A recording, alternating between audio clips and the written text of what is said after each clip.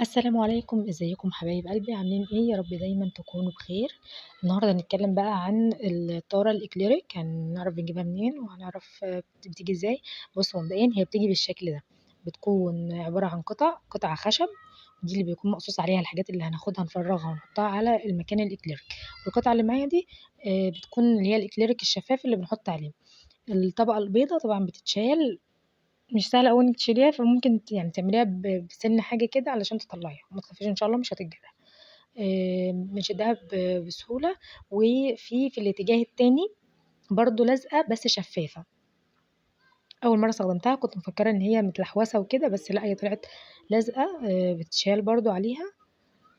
ومعاها القاعدة اللي إحنا شُفناها في أول الفيديو بنفس الخامة وعليها نفس اللزقة، عليها نفس اللزقة برضه، فخدوا بالكم من عليها نفس اللزقة البيضا ونفس اللزقة الشفافة برضه. هي بتتركب كده علشان تتسند، يعني تتسند عليها.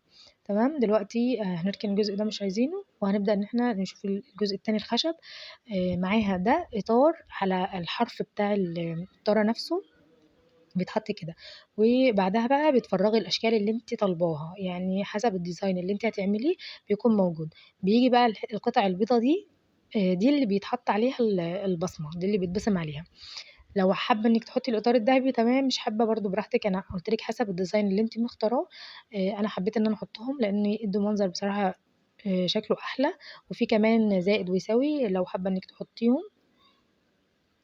وتحطي التاريخ والأسامي والجملة والحروف، وطبعًا كل حاجة حسب ما العميلة اللي عندِك بتطلبها. تفريغها بيكون بالراحة يا جماعة عشان بتتكسر، ومش مش يعني مش متينة إن هي تستحمل ضغط عليها. هي بتتكسر شوية لإن في أجزاء منها رفيّعة أوي، فبالراحة وإحنا بنطلّعها نحاول إن إحنا نسلّكها بس كويس وبالراحة كده معاها. آمم الجزء بتاع الأسامي عندي كان في جزء كده ما اتفرّغش، فكان صعب شوية. فأنتِ لو واجهتِك نفس المشكلة ممكن تجيبي يعني حاجة رفيّعة وتحاولي إن أنتِ تقطعي المكان اللي ما اتفرّغش.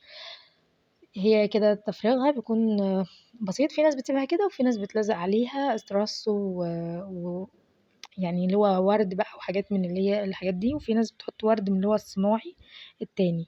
ده شكلها في النهاية بعد ما خلّصته بتتلزق بأمير، أنا لزقتها بالأمير العادي، ممكن تستخدمي الB700 برضه هتطلع حلوة.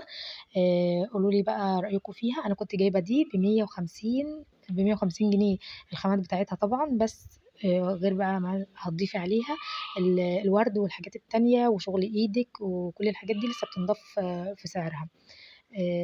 أتمنى تكون عجبتكم، ولو محتاجين الرقم عرّفوني.